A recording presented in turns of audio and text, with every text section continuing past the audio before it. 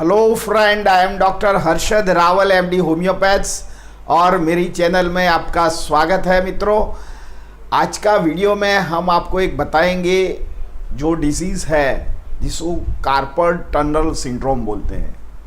ये डिजीज़ तो ऐसा है कि 1 लाख में एक व्यक्ति को होता है, पर जो व्यक्ति को ये डिजीज़ होता है बहुत असह्य होता है और ये पेनफुल भी होता है।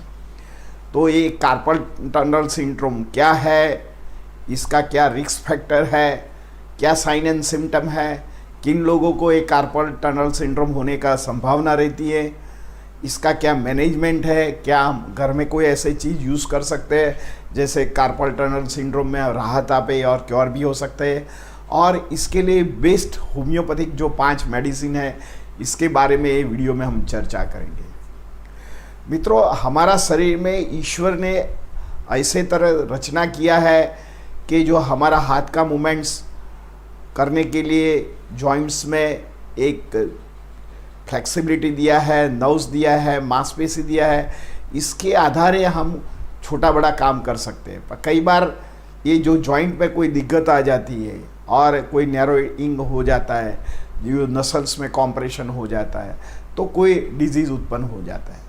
ऐसे तरह ये कार्पल टनल सिंड्रोम भी एक मैकेनिकल कॉज का एक माना गया है।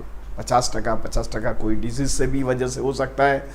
तो कार्पल टनल सिंड्रोम में क्या होता है कि जो हमारा व्रिस्ट बोन होता है, जो घड़ी के आजू बाजू के जो पहनते हैं, और जो व्रिस्ट होता है जहाँ घड़ी पहनते हैं, इसके नीचे बोन छोटे छोटे होते हैं, और ये बोन्स क्या में से एक मीडियन नर्व जाती है। मीडियन नर्व्स क्या करती है, उसका जो हाथ का मूवमेंट्स है, और हाथ का मूवमेंट्स है, पकड़ है, ड्राइंग हम करते हैं, कोई खेलते हैं, पीते हैं, खाते हैं, तो जो ग्रिपिंग होता है, वो जो सेंसरी या हमारा जो ग्रिपिंग सिस्टम है, ये नर्व्स कंट्रोल करती है। ये नर्व्स क्या करती है, जो हमारा जो छोटे छोटे बोन के अंदर से निकल के जो अंगुले के आजू बाजू के एरिया में उसका संवेदना सप्लाई करता है। पर कई बार ये कार्पल जो बोन्स के जो बीच का जो पार्ट है, ये नैरोइंग हो जाता है। नैरोइंग होने के कारण जो मीडियन नर्व में एक प्रेशर आता है, एक कॉम्प्रेशन आ जाता है, इसके जरिए ये व्रिस्ट जॉइंट में जो हमको पेन होता है, तो ये उसको कार्पल टनल सिंड्रोम बोलते हैं। कई बार ये जो पेन होता है मिडल फिंगर में होता है या रिंग फिंगर में होता है, नमनेस आ जाती है, इचिंग आता है, पेन होता है। कई बार दर्दी को हाथ झटकना पड़ता है, मीन थ्रो करना पड़ता है, तब उसको जरा हाथ में उसको राहत आए। प्राइमरी सिम्टम में कार्पल टनल सिंड्रोम में ऐसे तरह बताया गया है।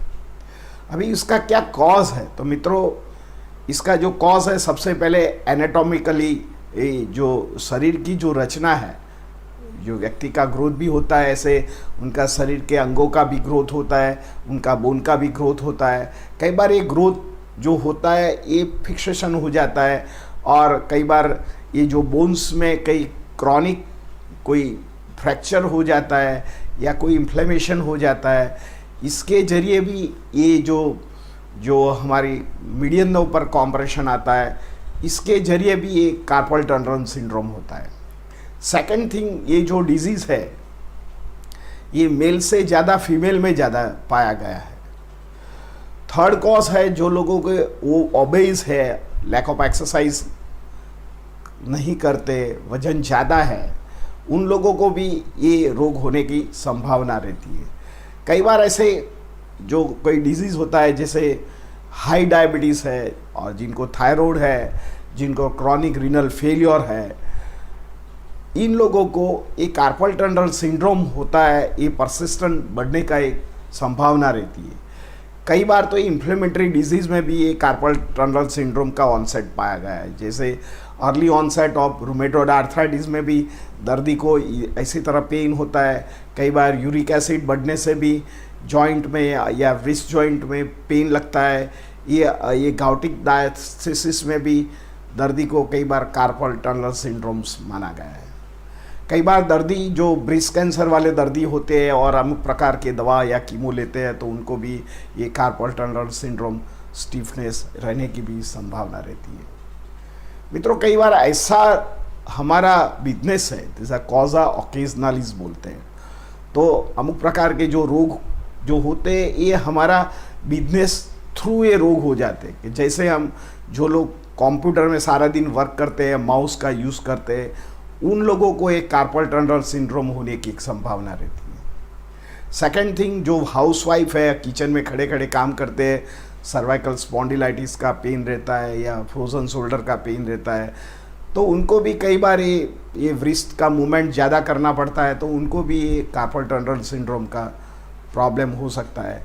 कई बार जो लोग डेंटिस्ट होते हैं, छोटे छोटे उनके डेंटिस्ट इंस्ट्रूमेंट यूज़ करते हैं, तो कई बार उनको बार बार ये व्रिस्ट जॉइंट में प्रेशर आता है, तो धीरे धीरे कॉम्प्रेशन बढ़ता है। कई बार लैक ऑफ कैल्शियम या विटामिन डेफिशिएंसी से उनका जो कार्पल कैनाल है इसमें स्टिफनेस आ जाती है, तो उनको भी ये कार्पल टनल सिंड्रोम होने की संभावना रहती है।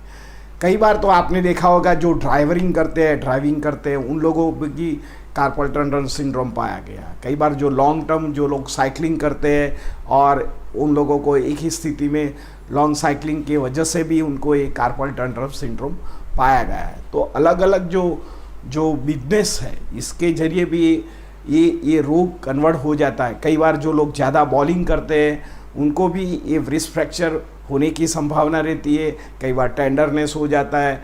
कई बार लॉन्ग टेनिस रमते हैं उन लोगों को ये स्पॉट के वजह से लिगामेंट टेयर या माइक्रो कोई इंजरी जो कार्पल्स बोन्स में होता है, जो छोटे छोटे बोन्स होते हैं, इसके जरिए उनको लॉन्ग टर्म होने की संभावना रहती है।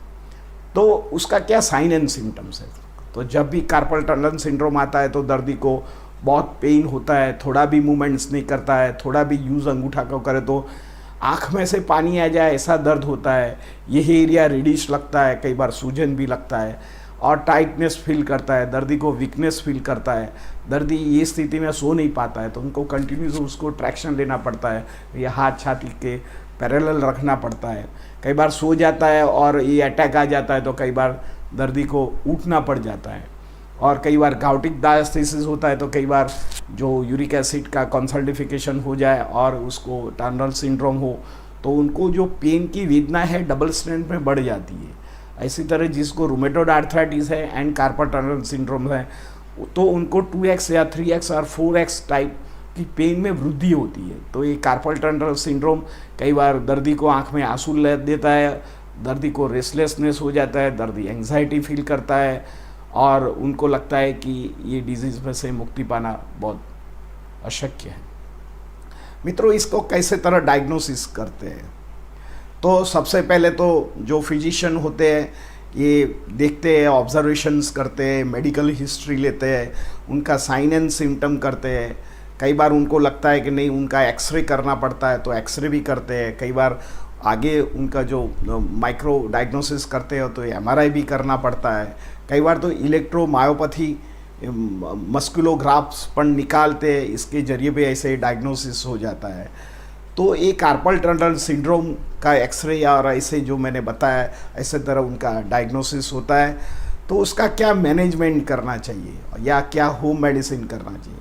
मैनेजमेंट तो सबसे पहले हमने आपको बताया कि जिनको रूमेटॉइड आर्थराइटिस है इनके लिए दवा करना चाहिए। मैंने आगे रूमेटॉइड आर्थराइटिस RA पॉजिटिव के लिए एक वीडियो बनाया है, तो आप ज़रूर देखना।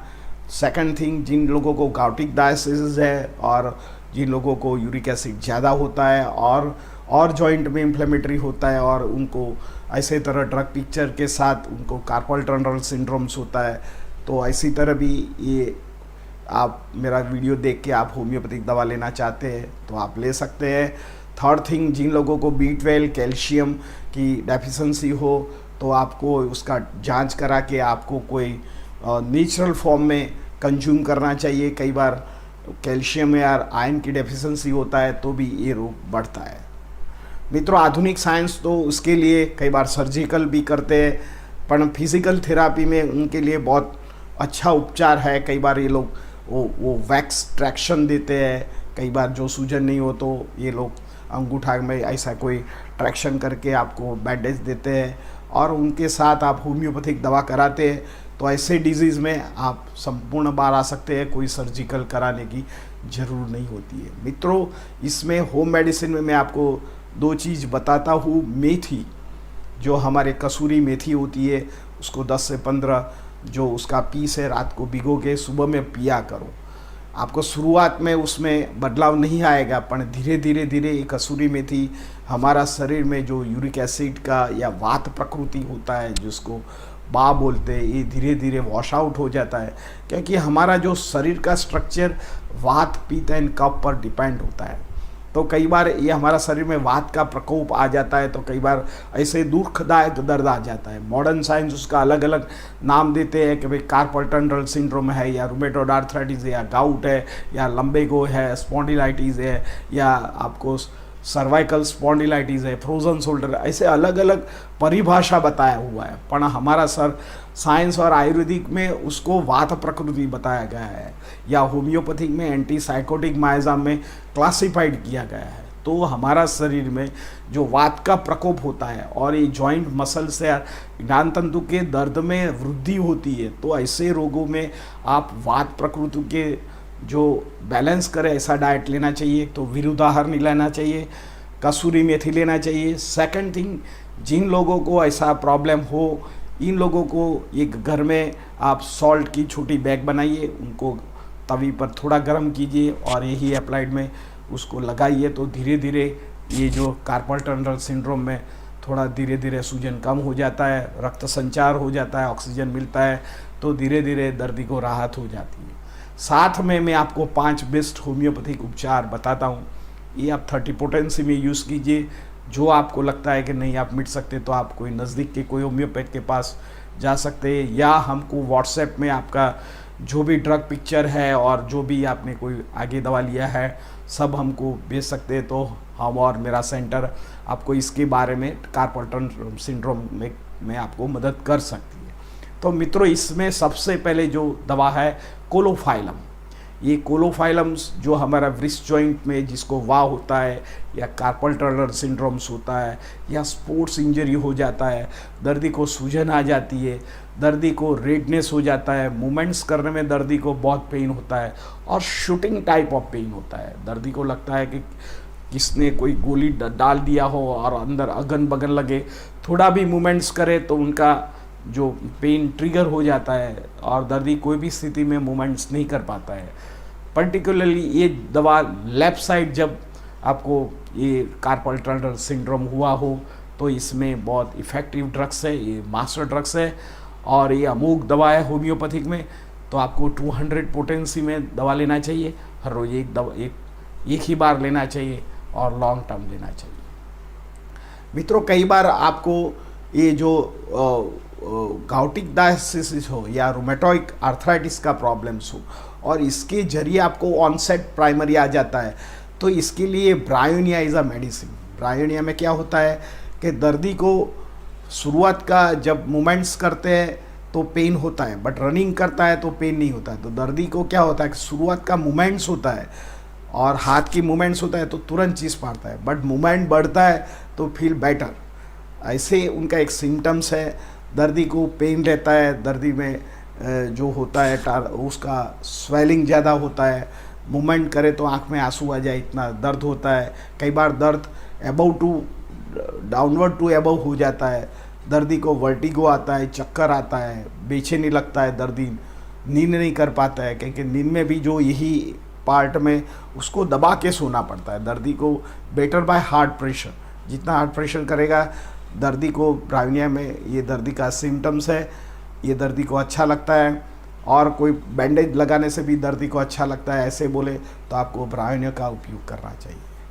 मित्रों, 3rd नंबर की जो दवा है लिडमपाल। जिन लोगों को यूरिक एसिड की मात्रा बॉडी में बढ़ी हुई हो, या बॉडी में उसको गाउटिक डायसिस हो और इसकी एंटी इन्फ्लेमेटरी से उनका ट्रिगर होता है जो कार्पल टनल सिंड्रोम में, तो इनके लिए आपको लिडमपाल लेना चाहिए। लिडमपाल का जो सिम्टम्स होता है, ये दर्दी को नीचे से ऊपर की तरफ सिम्टम्स आता है। पहले अंगुली में से आता है, बाद में व्रिस्ट में जाता है, बाद में फोरआर्म में आता है, बाद में एल्बो में आता है, ऐसे करके शोल्डर तक, या कई बार तो दूसरे अंगों में या हेड में, या कई बार तो दर्दी को चेस्ट में भी पेन आ जाता है। तो दर्दी को लगता है कि कोई उसको इंटरकॉस्टल पेन या हार्ट का दर्द हो, ऐसा इलेक्ट्रिक लाइक पेन दर्दी को लगे, चुभन लगे, उसको नीडल लाइक पेन लगे, ऐसे जब सिम्टम्स आए और गाउटिक डायस्थेसिस हो तो दर्दी को लीडम पाल 30 पोटेंसी का उपयोग करना चाहिए। मित्रों, कई बार तो दर्दी को लगता है कहीं लग गया है, उसको मालूम नहीं होता है। इंजरी के बाद उनको छोटी इंजरी होता है, कई बार उनको निगलेक्ट हो जाता है, कई बार बॉल लग जाता है व्रिस्ट जॉइंट में, या कई बार जो लोग बॉलिंग करते हैं उनको भी कई बार टेंडरनेस में खुंचाव आ गया हो, इसके साथ छोटा माइक्रो हेयर क्रैकनेस आ गया हो और इसमें उनको सूजन बढ़ता हो और ये जो कार्पल जो उसकी कैनाल है ये शॉर्ट हो गई हो, इसमें से जो मीडियन नर्व जाती है इसमें एक कॉम्प्रेशन आ जाता है, तो आगे की जो एरिया में उसका ब्लड सर्कुलेशन नहीं कर पाता है।